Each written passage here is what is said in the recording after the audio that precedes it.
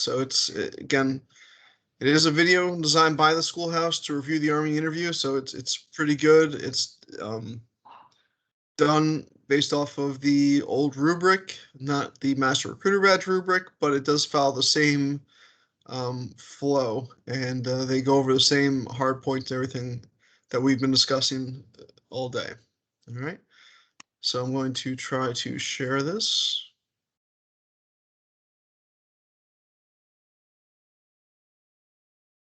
And again, let me know. Can everyone see the video? Yep, I can see it. Okay. Yes.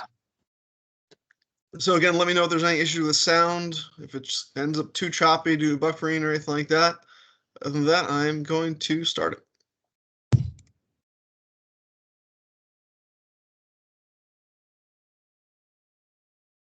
So there's no audio. No audio. Okay. When you go to share content at the top, include computer sound. Let's do that. Share content. Oh, okay, I saw it. Include computer sound. Take 2.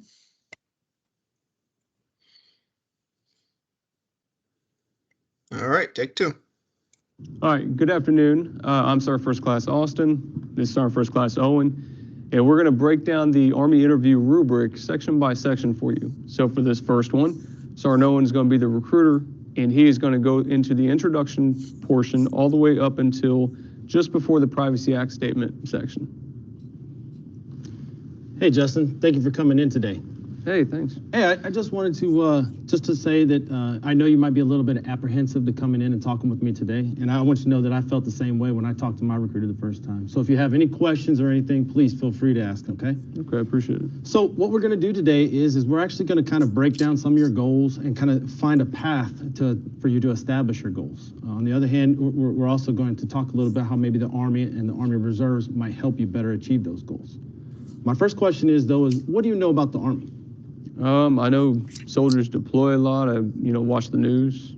Okay, all right. So you watch the news a little bit, and you know that we do deploy to different places in the world and to help countries out. Okay, great. Well, a little bit about my Army story is I joined way back in 1996. I went to basic training at Fort Knox, Kentucky. And I went to advanced individual training at Fort Sill, Oklahoma, is where I learned how to become a forward observer. My first duty station was actually Fort Campbell, home of the 101st. I actually went to air assault school there. From that point, then I moved on to Fort Riley, Kansas. That's where I actually, like you said, I deployed twice to Iraq in Operation Iraqi Freedom 1 and 3. I've done a lot of different things, not just deploy and stuff. I've actually helped out the community and done a lot of volunteer things as well. As you can see here, this is I basically started out as an E1 and I rose all the way to the ranks, all the way to an E7, which is a Sergeant First Class, and that's what I am today. Like I said, my job is a forward observer. As you can see, I've been to a couple of different places and a couple of different photos here of some of the things that I've achieved. And obviously, here's my awards and different things, and I'm really proud of the Good Conduct Medal. Basically what it means is for every knot on that you see is that I didn't get in trouble. So I wanted to make sure that I pointed that out to you, that I'm all good. You're not a troublemaker. I'm not a troublemaker, okay? All right, so that's a little bit about my story. But what I'd like to talk to you a little bit about is the Army story. It started in 1775, and we have been in many different wars, from the Revolutionary War all the way up to the World on Terror. But like you say in some of these pictures, that it's not all about war and deploys or deployments and stuff like that. We actually go and help people out. As you can see, we helped people out during the Ebola crisis and obviously the hurricanes lately in Texas and in Florida. Okay. As you can see here, though, I know you said you wanted to be a mechanic, so you can see some of the Humvees here that obviously some of the Jeeps from back in the day, and then all the way up to these Humvees that were riding around in for the World of Terror in Afghanistan and Iraq. Can you see yourself fixing one of those Humvees right there? Yeah, those are pretty sweet. Awesome, awesome. Well, also with the Army as a whole, we also live by the Army values, and there's 7 values right here. And I'll just tell you a little bit about my favorite. It's honor, because basically you have to live up to all the Army values. Okay. All right. Very cool. Nice. All right, so for this next section, Sergeant Owen is going to take us through.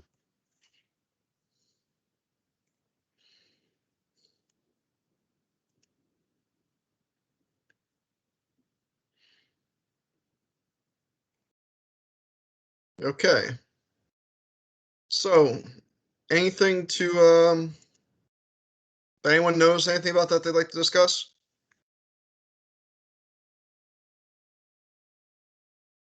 No, it looks like they had all the steps of that portion. Absolutely, they hit all the steps. Sergeant French, anything that you'd like to point out? No, I mean, if I remember correctly, the first portion's pretty good. So a couple things I want to point out. It's not perfect, right? You know, these are two instructors who've done the Army interview 1,000 times, right? Sergeant Owens, right? He's given the Army interview. He's saying a lot of ums, not uhs. You know, it's not 100%. You know, he's not going to like he's done 1,000 times. So don't expect to go into the Army interview, you know, like you've done 1,000 times. You know, the graders are not looking to for you to be perfect on it.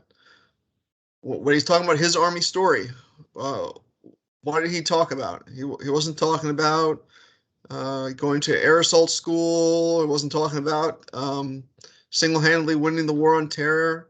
He talked about something that was kind of, you know, a softball thing that was his good conduct medal, something that was easy for him to explain, you know, something that it was just, he didn't have to go too much into detail about, because you never know what the applicant is going to start asking questions about. So good conduct medal is kind of easy to explain. You know, you don't want something that's going to take you too far into left field. Talk about his time in Iraq. So just, you know, make sure that you're in charge of the Army interview. Don't let it get derailed, because you only have 60 minutes to do this whole Army interview. And this, as opposed to the phone call, which is hard to go over time, the Army interview can start eating up your time. You can't get close to that 60 minutes. All right.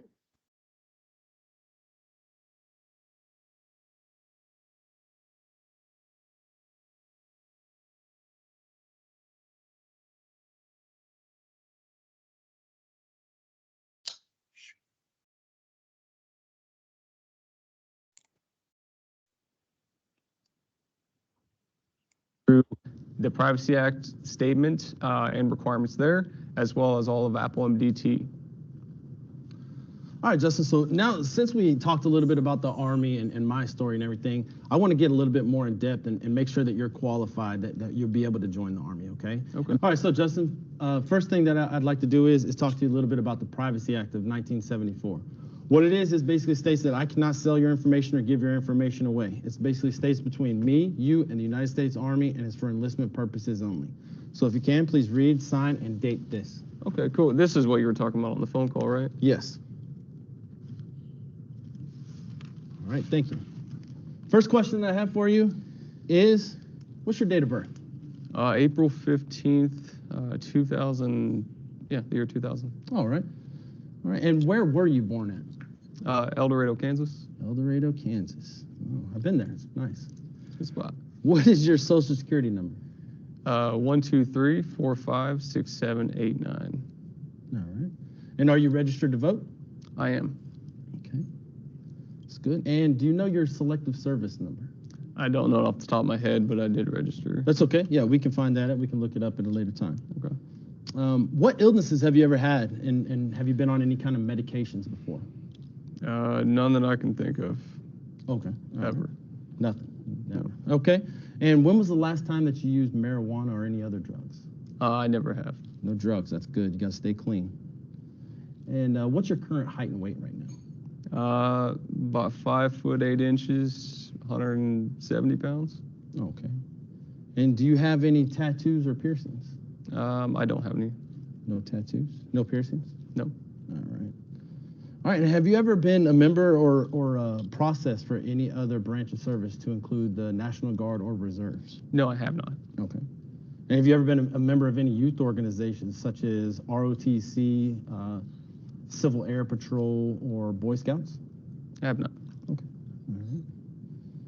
All right, and please, the next question, please be truthful on this, but can you tell me all your law violations to include speeding tickets and anything dealing with the military police? I've had 3 speeding tickets. 3 speeding tickets, okay, all right. And what was the dispositions on those? I just had to pay a fine. Okay. How much were the fines? One of them was like $299, Okay. and the other one was $250, and another one was about $180. 50. Those are pretty high speeding tickets. You must have been going pretty fast. You know, if you know where Andover is, I was heading out of town. Okay. Sped up a little too quick, leaving town. All right. Yeah, definitely got to be watching the speed, right? Yeah. All right. How about anything juvenile, as well as any other type of dispositions that were the juvenile or anything that might be sealed, expunged? No. No, nothing. Okay. All right. And I assume you graduated from high school? Yep. Okay. And what was the high school's name? It was Mulvane High School. Okay, Mulvane High School. And was that a public, private, charter, online? It was public. Public school? Okay. All right. And what was the name? What was the name of the school again? Mulvane High School. Mulvane High School. Okay. All right. And I think I've been there as well. So. All right. Do you have any college credits from Mulvane High School? I did not. No. Okay. All right. And I know you're 18, I believe. But are you married? Nope. Do you plan on getting married? No. No. Okay. All right. And is anyone morally, legally, or financially dependent upon you for support? Nope. Okay. No children or any family members that you might be a dependent? Nope. All right. And have you ever taken the ASVAB before? I have not. Have not. Okay. All right. We can set you up, and what we'll do is we'll take a little practice test right now. It's called the EAST, and probably take about, I don't know, 20 minutes, 30 minutes, depending on how fast you are. And we'll go ahead and administer that, and then it'll basically give us a good idea of what you're going to score on the ASVAB. Okay. All right, here we go. All right. So what we're about to do.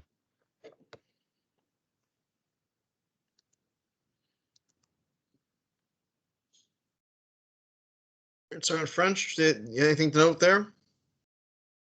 Only that he didn't hit every question Yeah, that's what. around Apple MDT. So again, that's something I'm reaching out to Sergeant Tenney about, how they're going to be grading it. I know it's only 1 point, go no go for the entire Apple MDT, but I am going to assume you have to ask all the questions in Apple MDT. I would think that's a fair assumption.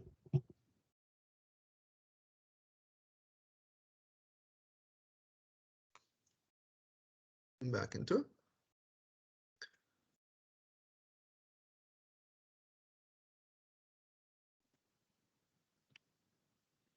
Now is go into the recap section and through the soldiers, the acrostic soldier, to relate the 7 reasons that people enlist in the United States Army back to the applicant. All right, Justin. So just do a little recap. It said that you wanted to be a mechanic. Is that right? That's right. Okay, and that you love fixing things. I do. All right, and you love to help the community out. That's the reason why you like to fix things and everything. And you want to try and be a mechanic as soon as possible. Yes. Okay. And let's see, so you'll need a little bit of schooling, right? And you said you wanted to go to Kansas State? Yep. Okay. And it'll cost you about, I think you said on the phone, about $12,000 a year? That's right. Okay. All right. Well, it sounds like you have a solid goal and a good plan. But let me ask you a question, like, where do you see yourself taking that, and where do you see yourself in 5 years from now and what you want to do? I would love to have every certification I need to be a mechanic, and at least have enough of a nest egg to look at opening my own mechanic shop. Okay, your own mechanic shop. Okay, I like that. Well, let me ask, I mean, just in case, we have some other things to offer you, what do you like to do on the weekends? Like when you're not fixing old cars or helping people out and getting them back on the road? Sounds weird, but woodworking. Woodworking, okay. Yeah. So that's like a passion? Yeah. A goal? Okay, all right, I like it, woodworking. Maybe you've made something I've seen before, maybe. Yeah. Okay, all right. Well, that's awesome. So what we're going to do now is we're going to go into something called soldier. And like you said, it's basically the main reasons why people join the Army, okay? And what we're going to do is we're going to kind of relate this back to mechanics and kind of show you how the Army can help you achieve that goal, okay? Okay. The first one is S, and it's service to country. The biggest thing is you're providing a service out there as a mechanic. And although that is on a big scale, you're helping that one person at a time. If you did that actually in the Army, then your service to country, you're helping out the whole United States Army, basically, getting those vehicles back on the road and helping us either win the wars or obviously helping victims of some major disasters and stuff like that. So service to country is Very something cool. that seems like that's what you like to do, is helping people. Yeah. All right, so the next one is going to be occupational and career enhancement. Now we have many different fields for mechanics, okay? And I can't just pinpoint one that you're going to be good for, okay? So it's whatever you basically qualify for, and we'll look at all the different mechanic jobs, but we do have that field in the Army. On top of that, with just the career enhancement, there is certifications that you're going to get. We have a website, Army Cool, and it's basically going to show you all the different things how it's going to relate from the Army world out into the civilian world and what certifications that you're going to get, okay? Okay. All right, and the next one is leadership and management development, okay? Now, you said you kind of want to own your own shop one day, so you're going to have employees. From day one in basic training, you're going to get that leadership role, and you're going to help each other out, and you're going to basically direct, young privates and stuff where to go and kind of what to do. So that's basically what you're going to be doing as a supervisor if you owned your own shop. Is that correct? Yeah. Does that sound like something that you're going to need when you get out in the civilian world? It's definitely something I could learn. Definitely. Leadership is always is a good one. All right, diversity. Now, here we go with your employees. You're going to have a diverse set of employees from all over the country or from all over the world. Who knows who your employees are going to be, right? Yeah.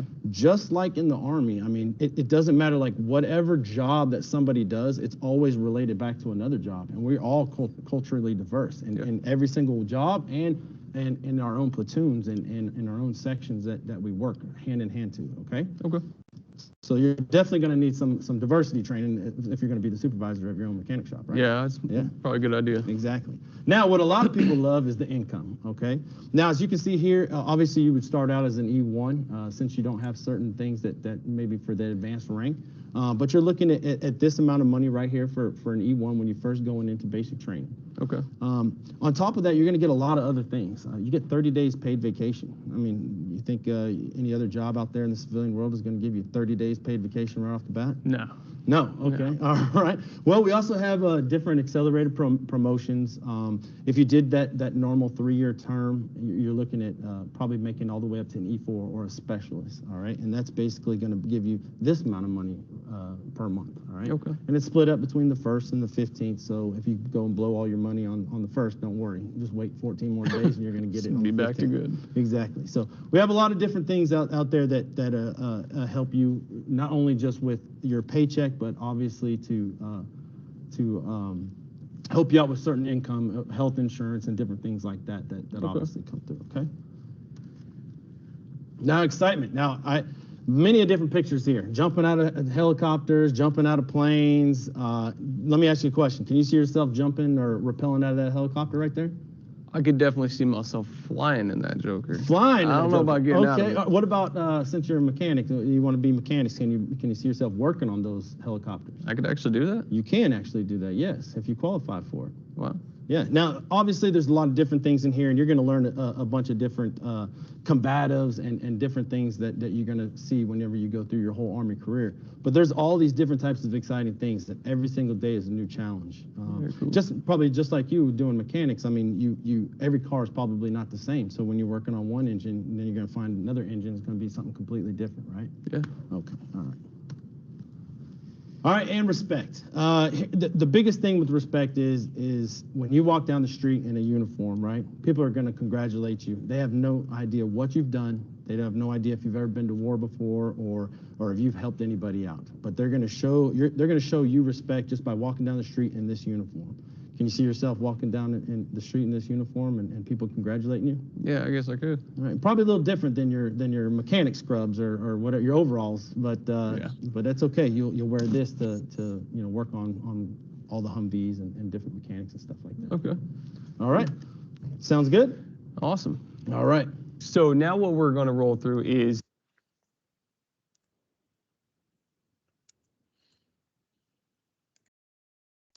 All right, Sergeant French. Besides calling them mechanic scrubs, do you see anything that you want to point out there? He did a good use of temperature checks. Yep, absolutely.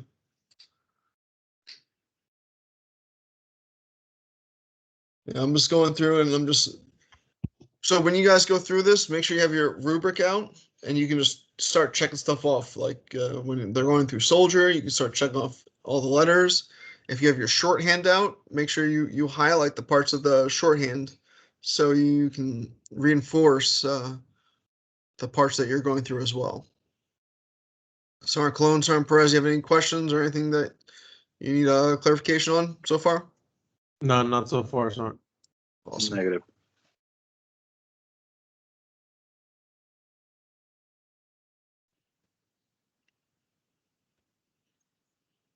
the courses of action, the Prospects course of action, the Active Army course of action, and the Army Reserve course of action. And then through the assist block. All right, after that, we're going to stop right there before we get into asking them to join the Army. All right, Justin, so what we want to do now is kind of give you some courses of action. And the first one that I want to do is go over your course of action. Now, you basically said that you want to become a mechanic as soon as possible. Right. You are going to need a little bit of schooling, and it's going to cost you about $12,000 for the schooling, right? Yep. Okay, well, I did a little bit of research. I did it on Kansas State, and it's actually going to cost you about $15,000 for that college per year. Okay? Okay. A little bit more than what you were expecting. Yeah. But still, great school. All right.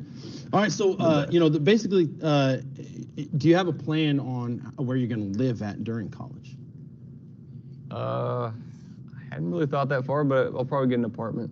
An apartment. Okay. Yeah. So it costs a little bit more. How much is an apartment around In Manhattan? Manhattan, that's probably about $1,000 a month. Sure. About $1,000. Okay. Cool. Wow. That's going to be a big chunk right there. So, Yeah.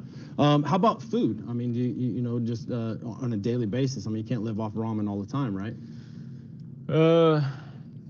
My mom already makes me pay on the groceries. Does she? Because I put them away. So Oh, boy. You I'm put them away? I'm gonna say about $200 a month. Okay, another $200 a month. Okay, that's a good healthy diet, I guess. Yeah. But maybe a little bit more Little Caesars pizza, Yeah. $5 pizzas. Okay. All right. How about health insurance? Do you pay that already? I don't yet. Okay. Until after college. Okay, so after college, so that'll be paid for by parents. Yeah. Okay. All right. Now let me ask: Do you have a job right now, or how do you plan on paying for college right now? Right now, I plan on student loans. I just work at Applebee's and I make just enough money to live day to day. Okay. Yeah. So basically, you have enough money right now to pay your food bill and your day-to-day cell phone stuff Yeah. like that, but you don't really have any extra money to pay on those student loans just yet? Yeah. Okay. All right. Well, I mean, basically, just a quick snapshot here. If you did 4 years in college, you're looking at roughly about $70,000 just in debt off the food and obviously the college that it's going to cost you for Kansas State. Right. And that's not, foreseeing any other kind of expenses that you might want to, you might get a girlfriend. You might have to start taking her out to nice dinners and stuff like that. It might She be a gotta little take bit me more. out. Maybe take you out. Okay, I like that. So all in all, it looks like your plan is going to kind of leave you in a little bit of debt, $70,000 roughly. And if you continue to still work at Applebee's, it's probably going to take you a little bit longer than those 4 years of paying it off once you become a mechanic. Yeah. Right. That's fair. So what I want to do is I'm going to show you a little bit how active duty, how that's going to work into your plan as well, and show you how that can help you achieve that goal of becoming a mechanic. Okay. Okay. Basically, for the college portion of it, right, going to Kansas State and everything, we do have something called the Post 9/11 GI Bill. Since you are a resident of Kansas and Kansas State is obviously in Kansas, it'll pay you 100% tuition for in-state tuition. Okay, so you wouldn't actually have that $15,000 a year coming out of pocket. The other thing is it also pays housing expenses. So you said you're going to live in an apartment, but just like the dorm rooms and stuff like that.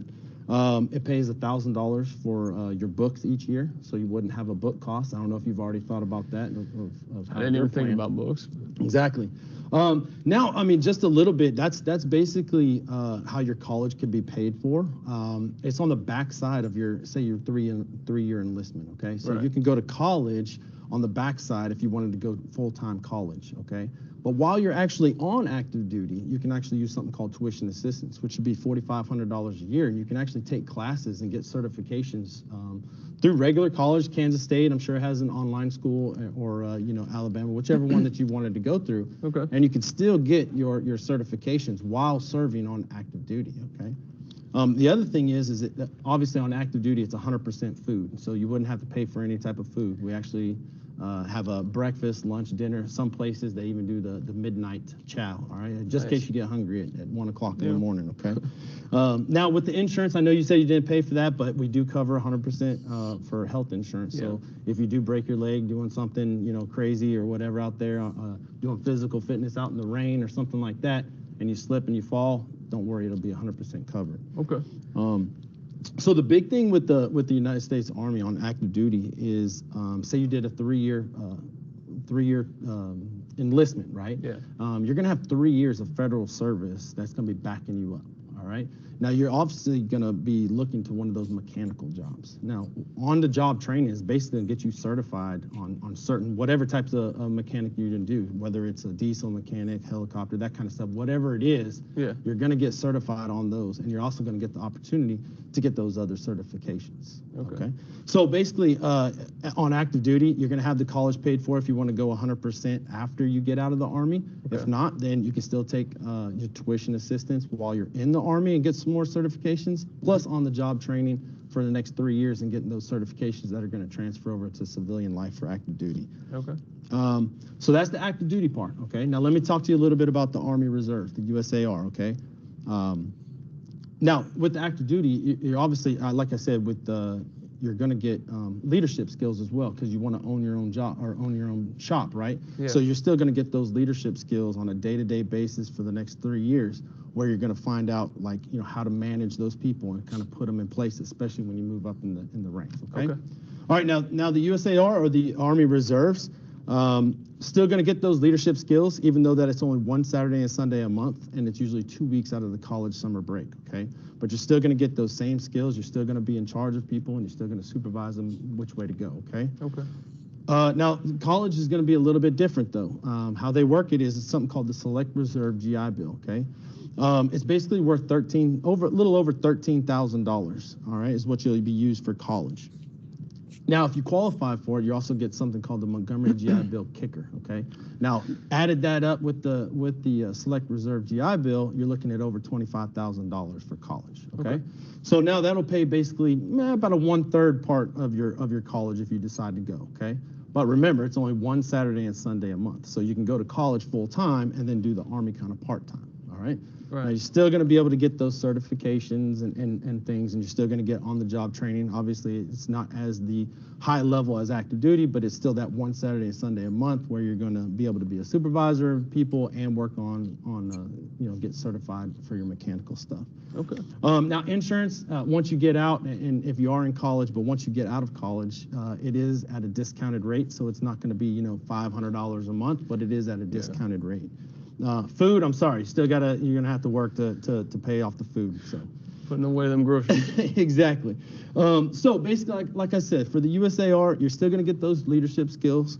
You are going to one Saturday and Sunday a month, and then 2 weeks out of the college summer break. Okay. It'll pay about 1/3 of your college, so it is a little bit different. But you still have that federal service under your belt, so when you do go and apply for whatever job or mechanical job that you're going to do in the civilian world, then you'll still have that federal service behind there. So just a quick kind of recap a little bit is for your course of action, we talked a little bit about how college and food and everything's going to play out for your long term. Yeah. And it seems like just for 4 years, looks like you're going to be about $70,000 in debt with your plan, the way if you kept working at Applebee's, right? Okay. Now with the active duty, obviously college would be 100% paid for. You would. You would have 3 years of active federal service under your belt. And during those 3 years, you're going to get that on-the-job training. You're going to get those certifications that are going to relate to the civilian world. And you're basically going to have that free health care, 30 days paid vacation. You're going to have 100% food and kind of set yourself up for whenever you do get out and want to go college full time. Okay. Now the USAR, a little different. Like I said, it's only that 1 week in a month and then 2 weeks out of the college summer break. It's only going to pay about a third of your college, okay? But you are still going to get some discounted stuff where the discounted health insurance and still have that federal service and certifications that are going to relate to the civilian world. Okay. So out of those 3 plans, Justin, which one do you think is right for you? Probably the active duty. Active duty. Okay, all right. So why would you pick the active duty? It just seems the most financially stable. Sure. Okay. Financially stable? Yeah. It's a good job. Good. All right, so what we're going to go into now is right after he just asked.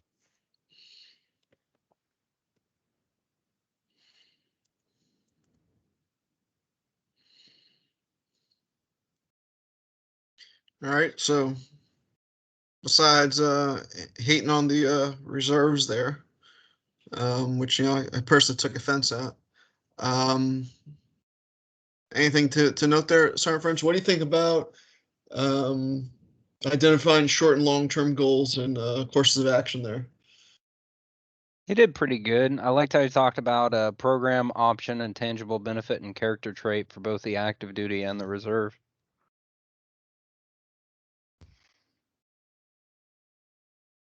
So the short-term and long-term goals, I circled. I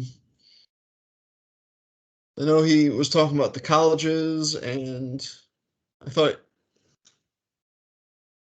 did he go over all the 5 W's? How much? I know he went over the how much I'll pay. He didn't, but if you look at the rubric, there's not a requirement to hit 5 W's and 2 H's with the Army interview for expounding on long-term goals. You Gotcha. essentially just have to like hit stuff in the long term. Okay. Now, one thing I didn't like is when he was telling him he wanted to own his own mechanic shop. When he was doing his course of action, his plan, he only took him really through college. He talked about stuff, but he didn't take him from where he's at now all the way to accomplishing his long-term goals and what everything would be. Good to know. Okay. Perfect. All right. Other than that, I thought everything else was good. And always be careful about the information you're putting out and weighing decisions. You never want to say one thing is less than something else, because there are, your applicant could be leaning one way or the other. That's all the notes I have on that. Does anyone have any other questions or comments about the interview? All right, let's get back into it.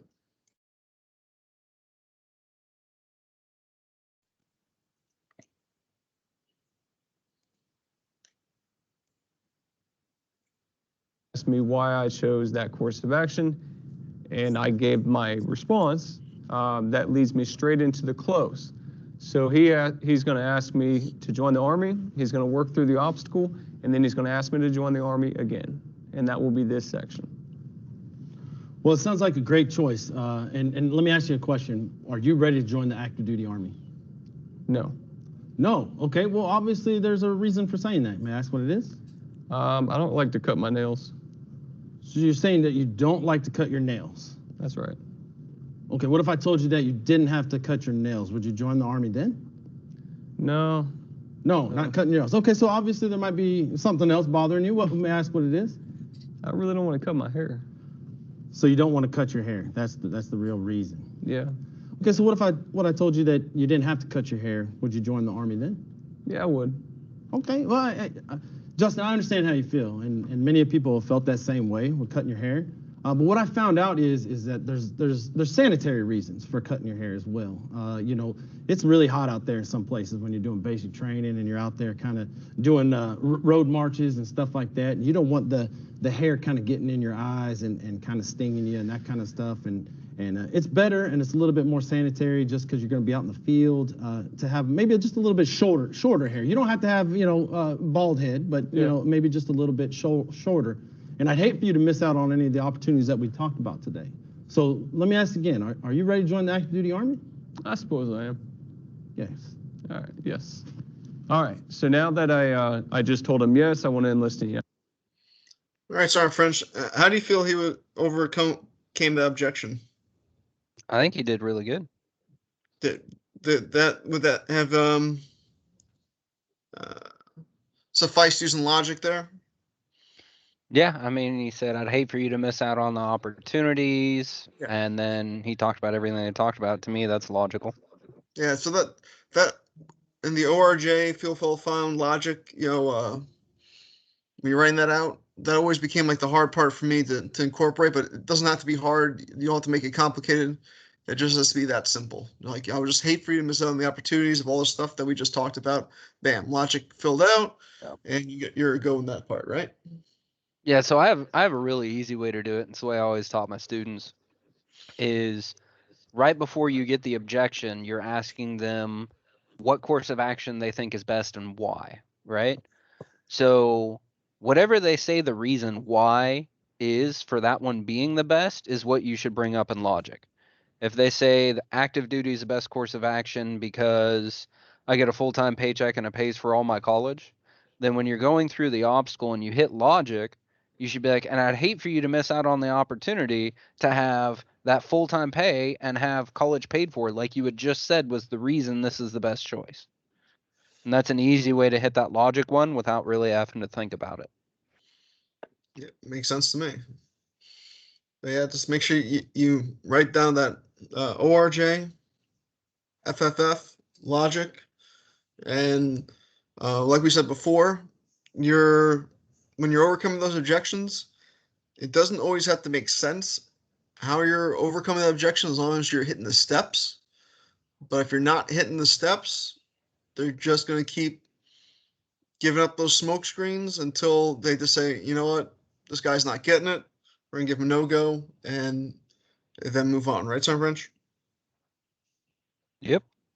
All right. Does anyone have any other questions before we move on? Negative. Moving on. United States Army, we're going to cover the follow-up and the referral section.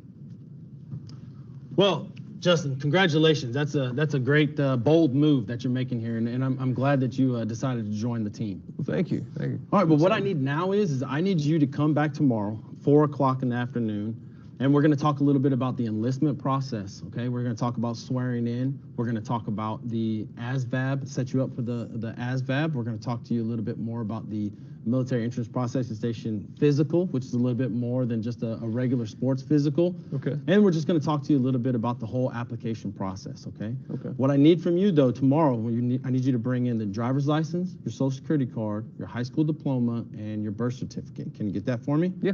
Awesome. Well, before I let you go, Justin, I just have one more question for you. Whom do you know that might benefit from some of the things that we talked here about today?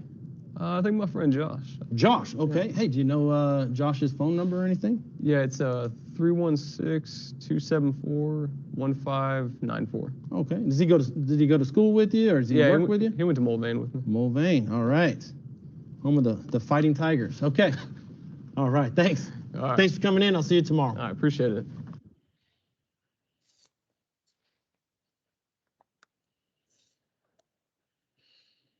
Okay, that was the Army interview in a nutshell.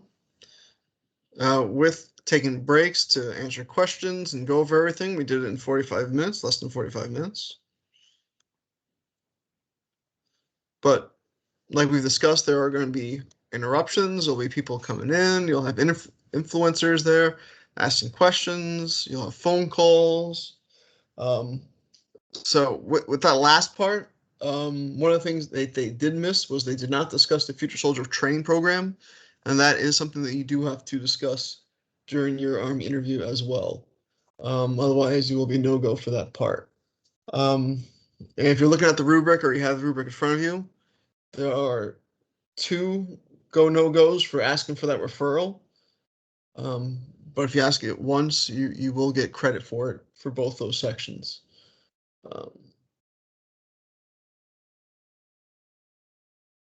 All right, you also having that fact and evidence book there to show your real-time evidence. I know you couldn't see that during the interview there, but make sure that evidence is up to date and accurate. That's going to be important. I mean, last year we had someone that was talking about George Washington in the Civil War. That just wasn't correct. And that's a no-go. And having those temperature checks throughout the Army interview. There's no set number of temperature checks you have to ask, but making sure that they are throughout the Army interview. If they're not, you will be a no-go. Yeah, definitely one temperature check is a no-go because the rubric says plural temperature checks. Yeah, if you're not putting them throughout the interview, make it so the grader has to give you a go. So having more than one throughout each time you're going through a transition through sections, just say, hey, what do you think about that? Is this something you can see yourself doing? Every section, soldiers say, is this something you can see yourself doing? That's a temperature check. Make it hard for the grader to give you a no-go. Yeah, a temperature check also has to be about the Army or about a program, option, benefit, or character trait, right? So if my temperature check for you is, could you see yourself skydiving out of an airplane when I'm talking about airborne? Technically, that's not a temperature check because I can jump out of an airplane as a civilian, right? But if I say, could you see yourself jumping out of the back of a C-130 in a military air campaign, something that makes it Army specific. If I talk about, could you see yourself getting college paid for? That's not really a temperature check. But if I say, could you see yourself utilizing the tuition assistance to cover the cost of your education? That is a temperature check. It's just little things like that that can trip you up.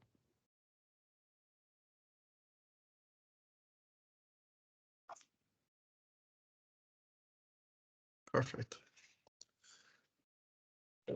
Real quick, I'm going to pull up some slides because that's what I do. And just go over some real quick slides for you guys. Unless anyone has any questions on what we've gone over so far. No, I don't have any.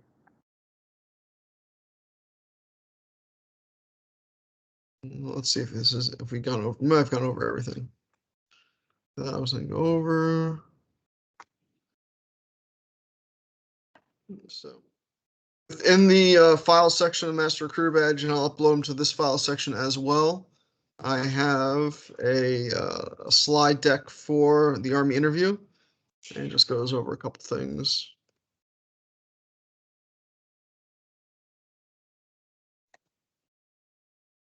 So,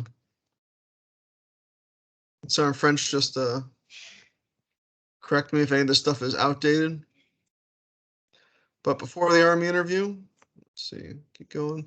You get 2 pieces of, this says blank paper, but if you're going from the phone call to the Army interview, one of those blank pieces of paper will be your notes from the phone call. So you'll have your notes before the interview starts. One of the things that I wrote down was Apple MDT to try to write down all those questions. But again, that's going to be your tactical call. One of the things you can bring in with you or maybe provided to you was the Privacy Act Statement of 1974 and a list of the source documents or a simulated list of the source documents. So those were provided to you, but I don't know if they'll be provided this year. Do you know, Sergeant French, has that changed at all? I'm not tracking any change to it. Okay, so you'll have, yep. Yeah, you'll have the Privacy Act, a blank life plan if you want it, and then you'll be handed a blank sheet of paper when you go in. Now remember, when you're doing the telephone call, so you're gonna have 2 minutes to write on that thing. You can continue to write on that thing all the way through the telephone call. So that way you can continue to build on your notes, right? So if you finish your telephone call a little early, like you still got some time left. I mean, if you want to continue writing on that piece of paper, you have 15 minutes. Now, if you say, hey, all right, whom do you know? And you get the number, you say, all right, thank you, see you tomorrow. You can't keep writing after that because at that point the phone call's done. Does that make sense?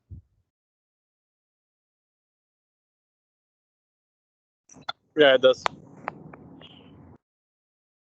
Yeah, so part of the Master Recruiter Badge test is being tactical with the time that you're given. And we'll go into more of that, especially with the school recruiting program and networking, because you do have to make some tactical calls with the time that you use.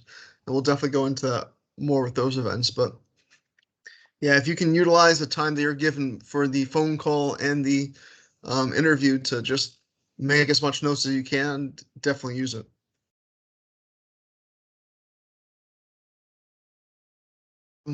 This is also uploaded just like this into the file section to try and memorize this if you can.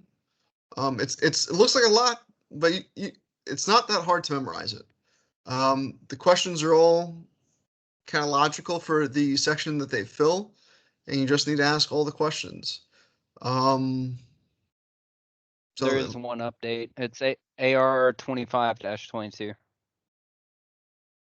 Not AR 340-21 4-2 alpha. Okay, so I'll get the updated one loaded.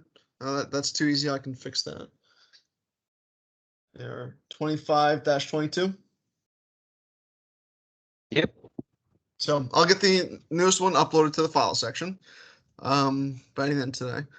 But yeah, it's not hard to memorize all these. It does look like a lot, but all the questions flow. They're logical, and you just have to get them all. And it does say ask them verbatim, but if you get it almost 95% verbatim, usually the grader will give you credit for it. Right, Sergeant French? That would be a logical statement. And then if you go through the slide deck, I do have just some notes on how to kind of go through each section, some tips taken out of the use rec manual about establishing trust and going through each of the sections. So, given the East, everyone will pass the East. There'll be no tricks to it. You're not gonna have someone fail it, and then you're gonna want to cut the interview short. Go through the goals. Give a quick go through the slide deck, and it just kind of gives you some tips and tricks, just kind of help you go through the Army interview. Again, there's another life plan in there that you can update, go through, update the dollar amounts. This one was updated last year, but yes, sir. So I was just gonna say one thing about a life plan, right? So when you guys are filling this out, realize that a life plan is not a budget, okay? So when you're talking about the active duty Army and the Army Reserve for these individuals to accomplish their goal, passion, dream, or desire, while yes, dollar amounts are somewhat important to drive home what you're talking about, you need to talk about a program, an option, an intangible benefit, and a character trait that tie in to what they want to do for both the active duty and the Army Reserve, right? So when we talk about a program, so programs are the post 9/11 GI Bill, the Montgomery Reserve GI Bill, those are programs. TA, that's a program. When you're talking about options, so when you're talking about options, you're talking about like option 3, training of choice. You're talking about option 40, airborne ranger. When you're talking about intangible benefits, that's when you're talking about the leadership training that they're going to get, the diversity that they're going to encounter in the Army. Those are both intangible benefits. And then character traits would be the respect and living by the Army values, upholding the warrior ethos, soldier's creed, that kind of thing. You have to hit all 4 of those on active duty and on the Army Reserve. And you have to use things that you already talked about when you were going through the acrostic soldier. So it's not just a budget. You actually have to hit all the things that are going to help them achieve their goal, passion, dream, or desire. And you have to take them from where they are today all the way to accomplishing what the final goal was they told you they wanted. Now, that's a lot, but that's just one of my things for life plan. Yeah, and I don't even remember going over the dollar amounts when I went through my Army review. I went through like Sergeant French was talking about the programs, and we talked about guaranteed pay just generally. I didn't go into the exact dollar amount except for the tuition assistance, and loan payment and bonuses. So I didn't go into those dollar amounts, so I didn't get myself tripped up on the exact dollar amounts in case they were possibly off. So if you just remember a program, an option, an intangible benefit, and a character trait that are in each one of those, they could pretty much tie into anything they want to do. Just make sure you hit those 4 in the acrostic soldier, and you hit them again in the life plan talking about the courses of action, and you'll be good on those. There you go. Working through the objections or obstacles. We went over that briefly today. Just make this fun and kind of, the two of you guys just practice going over it with each other. Make up an obstacle and just practice. Obviously there's a reason you said that. Provide this wasn't a reason, would you then join the Army? And again, the reasons don't always have to make sense. You just have to be able to go through the steps. Obviously, you don't want to leave your girlfriend. If you didn't have to leave your girlfriend, would you then join the Army?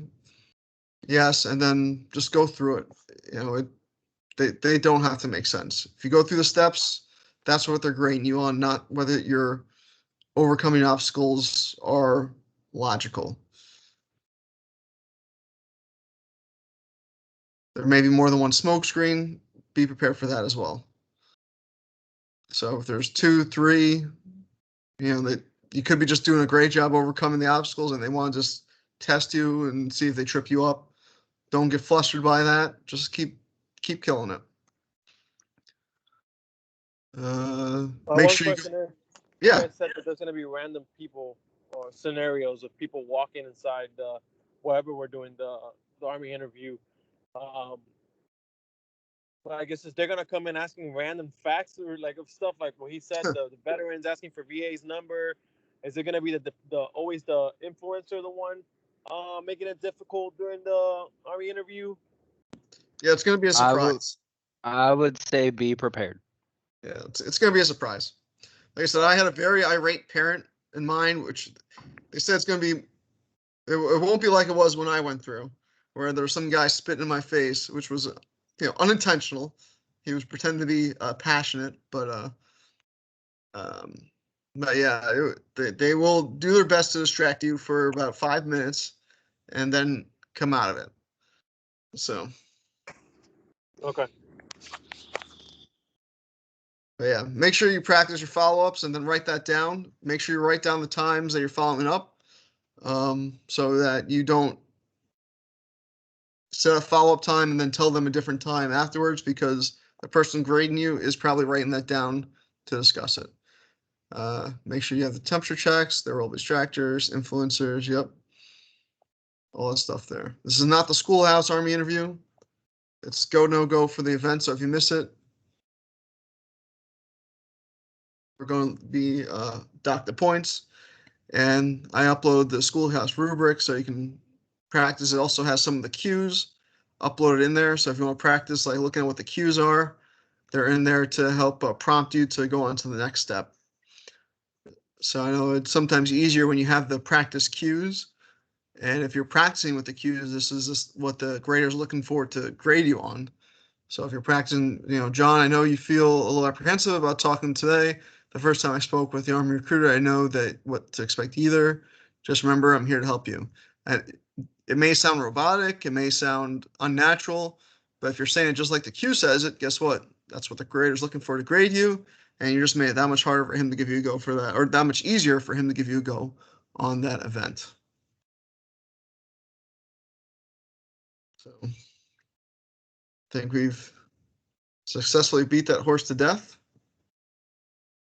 But it is one of the ones that I know I was most nervous about going into the Master Recruiter badge. But Sergeant French, he definitely helped me get through it. And we're going to be touching more again on it tomorrow. We're going to practice a couple times going over the Army interview tomorrow morning.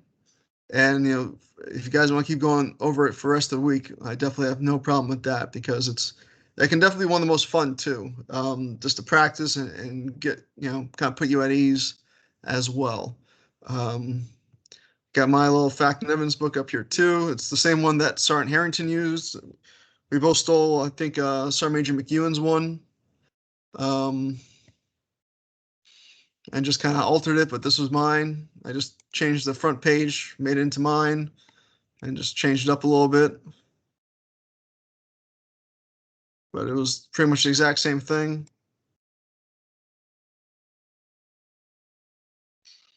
And it should be uploaded to the file section as well. So just add your pictures in there. Update what you think needs to be updated.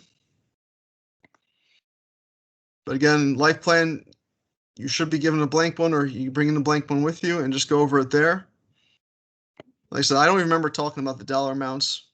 It's just I went over, say, hey, you're going to get guaranteed pay while you're there, guaranteed tuition assistance, all that good stuff. When you're updating the pay, make sure you update it with this year's pay chart, not what's proposed for next year. Ooh, good point.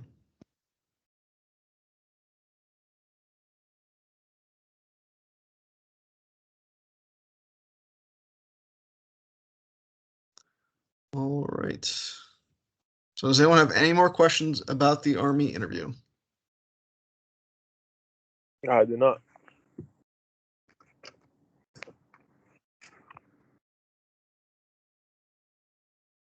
All right, I'm going to stop recording.